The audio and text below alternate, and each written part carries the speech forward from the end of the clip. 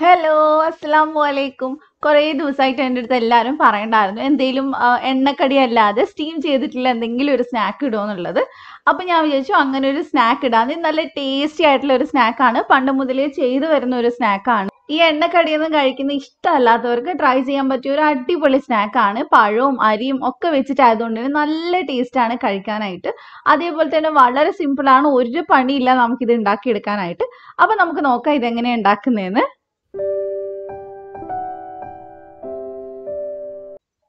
ഞാനിത് ഉണ്ടാക്കാനായിട്ട് ബിരിയാണി വെക്കുന്ന കൈമ അരിയാണ് എടുത്തിട്ടുള്ളത്. കൈമയോ ജീരകശാല ഏത് വേണേലും എടുക്കാം. നല്ല മണമുള്ള അരി ഉണ്ടല്ലോ, ചെറിയ അരി, അതാണ് എടുത്തിട്ടുള്ളത്. പകരം നിങ്ങൾക്ക് പച്ചരി എടുക്കാം, അതുപോലെ തന്നെ ബസ്മതി ഒക്കെ എടുക്കാം. പക്ഷെ കൂടുതൽ ടേസ്റ്റ് നമ്മൾ ഈ ബിരിയാണി വെക്കുന്ന ആ ചെറിയ അരിയാണ്. അതൊരു 3 മണിക്കൂർ കുതിർത്തിയിട്ട് നന്നായിട്ട് കഴുകിയതിന് ശേഷം ഞാൻ മിക്സിക്കകത്തോട്ട് ചേർത്ത് കൊടുത്തിട്ടുണ്ട്. ഇനി ഇതിനകത്തോട്ട് ഞാനൊരു 5 ടേബിൾ സ്പൂൺ തേങ്ങ ചേർക്കുന്നുണ്ട്. 3/4 കപ്പ് അരിക്ക് 5 ടേബിൾ സ്പൂൺ തേങ്ങ കറക്റ്റ് ആണ്. ഇനി നമുക്ക് ഇതിനകത്തോട്ട് പഞ്ചസാരയാണ് വേണ്ടത്. ഞാൻ ഇവിടെ 2.5 ടേബിൾ സ്പൂൺ പഞ്ചസാര ചേർക്കുന്നുണ്ട്. ഒത്തിരി അങ്ങ് മധുരമൊന്നും ഉണ്ടാവില്ല, ഒരു ലൈറ്റ് ആയിട്ടുള്ള മധുരമാണ് ഉണ്ടാവുക. ഇനി നമുക്ക് ഇതിനകത്തോട്ട് ഫ്ലേവറിന് വേണ്ടിയിട്ട് ഏലക്ക ചേർത്ത് കൊടുക്കണം. ഞാൻ ഇവിടെ 3 ചെറിയ ഏലക്കയാണ് എടുത്തിട്ടുള്ളത്. അത്യാവശ്യം വലുപ്പമുള്ള ഏലക്കയാണെങ്കിൽ 2 എണ്ണം മതിയാവും. അതും കൂടെ ചേർത്തിട്ട് ഇനി നമുക്ക് ഇതിനകത്തോട്ട് കുറച്ച് വെള്ളം ഒഴിച്ചു കൊടുക്കാം. വെള്ളം ഒഴിക്കുമ്പോൾ ഒത്തിരി ഒഴിക്കണ്ട, ആദ്യം ഇത് അരയാൻ പാകത്തിന് ഒഴിച്ചു കൊടുക്കുക. എന്നിട്ട് നന്നായിട്ട് അരച്ചെടുക്കുക. അപ്പം ഞാനിത് നന്നായിട്ട് അരച്ചെടുത്തിട്ടുണ്ട്. ഇത് കുറച്ച് കട്ടിയിലാണ് ഉള്ളത്. നമുക്കിനി ഇതിനകത്തോട്ട് കുറച്ചും കൂടെ വെള്ളം ഒഴിച്ചു കൊടുക്കാം. വെള്ളത്തിൻ്റെ അളവൊന്നും ഞാൻ പറയുന്നില്ല. നമ്മൾ സാധാരണ ദോശമാവിനേക്കാളും ലൂസായിട്ടാണ് നമുക്ക് ഇതിൻ്റെ ബാറ്റർ വേണ്ടത്. അപ്പോഴാണ് കഴിക്കുന്ന സമയത്ത് നല്ല ടേസ്റ്റ് ഉണ്ടാവുക. നല്ല വെള്ളം പോലെ ആക്കി എടുക്കുക. അപ്പം ഇതിപ്പോൾ ഇവിടെ റെഡി ആയിട്ടുണ്ട്. ഇനി ഇതിനകത്തോട്ട് ഞാൻ 2 നുള്ളു ഉപ്പും കൂടെ ചേർത്തിട്ട് ഒന്ന് മിക്സ് ചെയ്തെടുക്കുന്നുണ്ട്.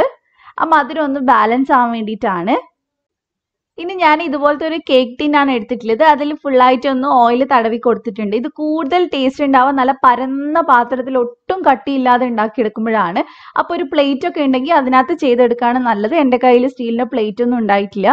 അപ്പോൾ അതുകൊണ്ടാണ് ഞാൻ ഇതിൽ ചെയ്തിട്ടുള്ളത്. അപ്പോൾ മാക്സിമം പൊക്കമില്ലാതെ നല്ല വലുപ്പമുള്ള പാത്രത്തിൽ ചെയ്തെടുക്കാൻ നോക്കുക. ഇനി ഇതിലേക്ക് ഞാൻ ഒരു നേന്ത്രപ്പഴവും കൂടെ എടുത്തിട്ടുണ്ട്. അത്യാവശ്യം പഴുത്ത പഴം തന്നെ നോക്കി എടുക്കാൻ നോക്കുക, അപ്പോഴാണ് കഴിക്കാൻ കൂടുതൽ ടേസ്റ്റ് ഉണ്ടാവുക. ഇതേപോലെ ഒന്ന് കട്ട് ചെയ്ത് എടുത്താൽ മതി. അപ്പം ഇനി നമുക്ക് ഇതിനകത്തോട്ട് പകുതി മാവ് ഒഴിച്ചു കൊടുക്കാം. ആദ്യം പകുതി മാവ് ഒഴിച്ചു കൊടുക്കുക. ഇതിപ്പോൾ ഇങ്ങനെ ഒരു പാത്രം ആയതുകൊണ്ട് തന്നെ ഭയങ്കര പൊക്കമായിരിക്കും ഉണ്ടാവുക. അപ്പോൾ കഴിക്കുമ്പോൾ അതിനേക്കാളും ടേസ്റ്റ് ഉണ്ടാവുക നല്ല തിന്നായിട്ടുള്ള ഒരു ഇതിൽ ചെയ്യുമ്പോഴാണ്. അപ്പം ഞാൻ പകുതി മാവ് ഒഴിച്ചു കൊടുത്തിട്ട് അതിനകത്തോട്ട് പഴം വെച്ച് കൊടുക്കുന്നുണ്ട്. അപ്പം നമ്മൾ പകുതി പഴം വെച്ച് കൊടുക്കുക. ഫുള്ളായിട്ടൊന്ന് ഞാൻ വെച്ച് കൊടുത്തിട്ടുണ്ട്. ഇനി നമുക്ക് ഈ ലെയർ ഒന്ന് ചെറുതായിട്ടൊന്ന് വേവിച്ചെടുക്കണം. അതിനുശേഷം നമുക്ക് ബാക്കി ലെയർ ഒഴിച്ചു കൊടുക്കാം. അപ്പം ഞാൻ ഇതുപോലൊരു കടായിക്കകത്ത് കുറച്ച് വെള്ളം ഒഴിച്ചിട്ട് അതിനകത്ത് ഒരു റിങ് ഇട്ടിട്ടാണ് ഞാനിത് വേവിച്ചെടുക്കുന്നത്. ആവി കയറ്റി വേവിക്കുകയാണ്. അപ്പം നിങ്ങളുടെ കയ്യിൽ ആവിപാത്രം ഉണ്ടെങ്കിൽ അതിനകത്ത് വെച്ച് ചെയ്താൽ മതി, സ്റ്റീമറിൽ വെച്ച് ചെയ്താൽ മതി. ഇനി നമുക്കിത് ഒരു പാത്രം വെച്ച് ഇതിൻ്റെ ഒന്ന് മേലെ ഒന്ന് അടച്ചു വെക്കാം. അതിനുശേഷം നമുക്ക് ഇതൊരു 5-6 മിനിറ്റ് ഒന്ന് വേവിച്ചെടുക്കാം. ഒരു മീഡിയം ഫ്ലെയിമിൽ ഇട്ട് വേവിച്ചാൽ മതി.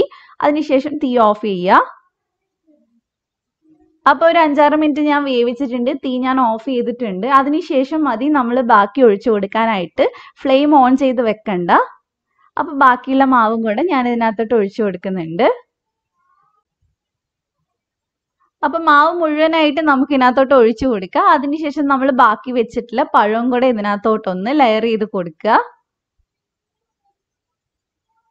ഇനി ഈ ലെയറും കൂടി നമുക്കൊന്ന് വേവിച്ചെടുക്കാനായിട്ട് ഏകദേശം ഒരു 15 മിനിറ്റ്, ഒരു 20 മിനിറ്റ് അത്രയൊക്കെ വേണ്ടി വരുള്ളൂ. പിന്നെ നമ്മൾ ഇത് എത്ര കട്ടിക്കാണോ ഉണ്ടാക്കുന്നത് അതിനനുസരിച്ച് ഇതിൻ്റെ സമയം വ്യത്യാസം വരും.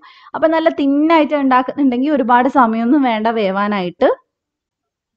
അപ്പോൾ ഇനി നമുക്കിത് അടച്ചു വെച്ച് ഒരു 15-20 മിനിറ്റ് നമുക്കൊന്ന് വേവിച്ചെടുക്കാം. ഒരു 15 മിനിറ്റ് കഴിയുമ്പോൾ ഒന്ന് തുറന്ന് നോക്കുക. എന്നിട്ട് കത്തി കൊണ്ടൊന്ന് കുത്തി നോക്കുമ്പോൾ നമുക്ക് മനസ്സിലാവും വെന്തിട്ടുണ്ടോ ഇല്ലയോ എന്നുള്ളത്. അപ്പോൾ വെന്തിട്ടുണ്ടെങ്കിൽ നമുക്ക് പുറത്തെടുത്ത് വെക്കാം. അതിനുശേഷം ഒരു അരമണിക്കൂറൊക്കെ നന്നായിട്ട് തണുക്കാൻ വേണ്ടി വെക്കുക. അപ്പോൾ തന്നെ സൈഡ് ഒന്ന് അത്യാവശ്യം വിട്ട് വരും. വിട്ട് വന്നിട്ടില്ലെങ്കിലും കത്തി വെച്ച് ഒന്ന് ജസ്റ്റ് ഒന്ന് ഇതാക്കി കൊടുത്താൽ മതി, ഇളകി വരും, വലിയ ബുദ്ധിമുട്ടൊന്നും ഉണ്ടാവില്ല. അപ്പോൾ ഇനി നമുക്കിതൊന്ന് കട്ട് ചെയ്തെടുക്കാം. ഇത് കുട്ടികൾക്ക് ബ്രേക്ക്ഫാസ്റ്റ് ആയിട്ട് കൊടുക്കാനാണെങ്കിലും സ്നാക്കായിട്ട് കൊടുക്കാനാണെങ്കിലും ഒക്കെ നല്ലതാണ്. അതുപോലെ ടിഫിൻ ബോക്സിലൊക്കെ കൊടുത്തു വിടാൻ പറ്റിയതാണ്. നല്ല ഹെൽത്തിയാണ്. നിങ്ങൾക്ക് വേണമെങ്കിൽ ശർക്കര ചേർത്തിട്ടും ഉണ്ടാക്കാം, പഞ്ചസാരക്ക് പകരമായിട്ട്.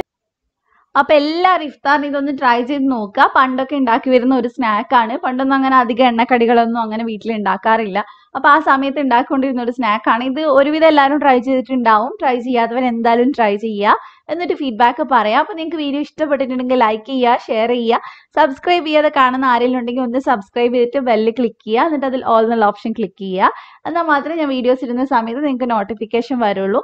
അപ്പോൾ ഇതേപോലത്തെ നല്ല കിടുക്കൻ റെസിപ്പി ആയിട്ട് ഇൻഷാ അല്ലാഹ് നാളെ നമുക്ക് വീണ്ടും കാണാം. Thank you for watching.